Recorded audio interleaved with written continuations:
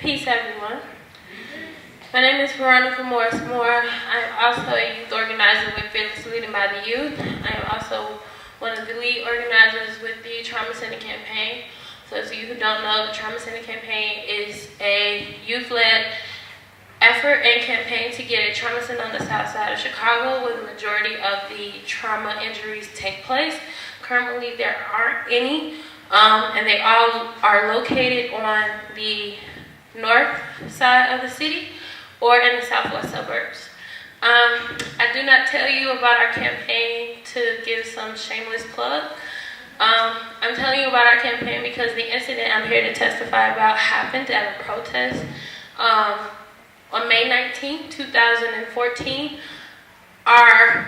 The leaders of our organization came together and organized a civil disobedience action in which we took over one of the construction sites that the University of Chicago was basically funding. It is for their, it's for a parking structure, I believe, for their $740 million Center of Discovery and Research and Care. I'm sorry, Center for Discovery and Care. So, excuse me. At this protest by my peers, I was basically not even nominated or asked. I was told that I was going to be the leader and the speaker for the group. And so my responsibility was to interact with any authority, meaning University of Chicago police officers, Chicago Police Department, as well as deans who came to represent the students. So we were blocking this construction site by something called lock boxes. For those of you who may not know, it's just basically like a contraption that we build, that we got the technique from the immigration movement. And it's basically something that your arm is inside of, you're attached by your wrist.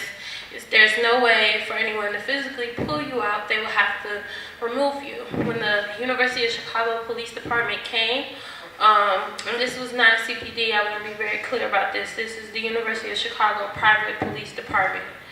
They didn't try to figure out the lock boxes. They actually thought we were just had our hands in a tube when we were holding hands. So they was telling us to pull apart from each other.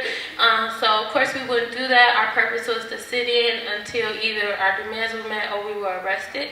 The University of Chicago decided that they were not going to arrest us. That would create bad press for the university. So instead they just removed us from the construction site.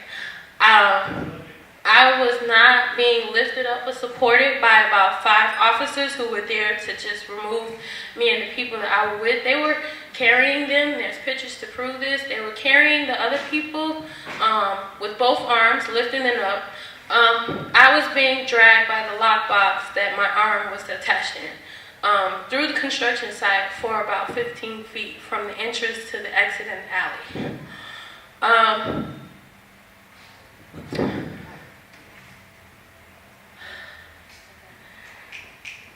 So of course, I was not under arrest. If I was under arrest, I would have went peacefully.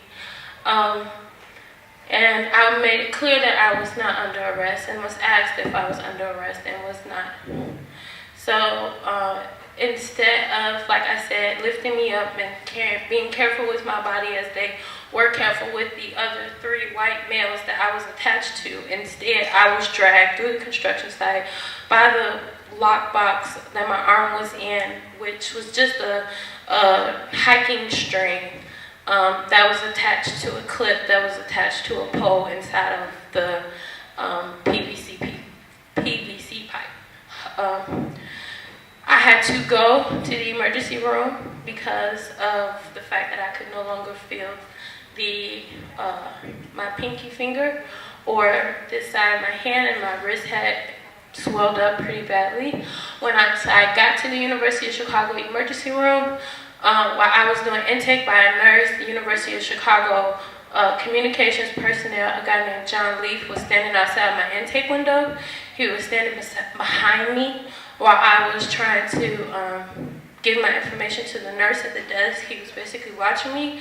The University of Chicago police then began to guard the emergency room. 4 of them were just standing inside of the emergency room in front of me. There were 3 of them guarding the door so that none of the people that I was with, none of the protesters, not my partner, not my boss, not any of my youth could come inside the emergency room with me. And I was just there by myself with the university personnel. And I felt uncomfortable, so I left. I did not receive treatment for my injuries. After about a week or so, the swelling went down to my wrist. And so I was just grateful for that. But about a week later, the University of Chicago police had this hearing on campus about the whole situation. They claimed that they removed us for our safety and for the safety of the people who were out there, but the safe way to remove me would have been to arrest me and not drag me 15 feet through a construction site by my wrist. So that is my testimony. That is what happened to me. I share it with you because I want people to understand that when we do these things, when we try to fight for better circumstances in our community, that instantly makes us a target. This is the second time that I have been physically assaulted by University of Chicago police during what was supposed to be a peaceful civil disobedience. The first time was January 28, 2013, where I was once again dragged out of a building that we were supposed to be sitting in by University of Chicago police officers. So I thank you for listening to my testimony, and I appreciate those who organized this event to give us a chance to talk about the horrific things we've experienced, trying to just be better people. So thank you.